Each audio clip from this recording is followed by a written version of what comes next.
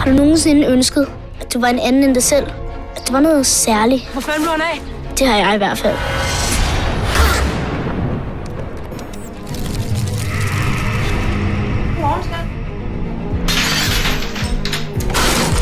Jeg skal nok lade være med at sige det til nogen. Hvad?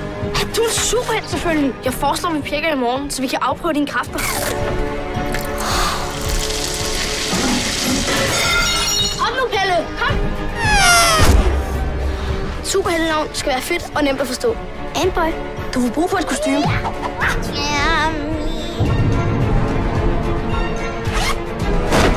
Se! Hallo? Hej skat, det er mor.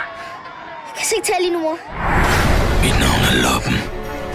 Og ligesom min navnefælde er jeg umulig at slippe af med. Er det ikke også dit job at redde hende? Nej. Ja. Er det ikke sådan noget superhelt, de gør? Jeg vil med. Jamen, det er jo alt for farligt. Piger ødelægger alt. Pissemyrer.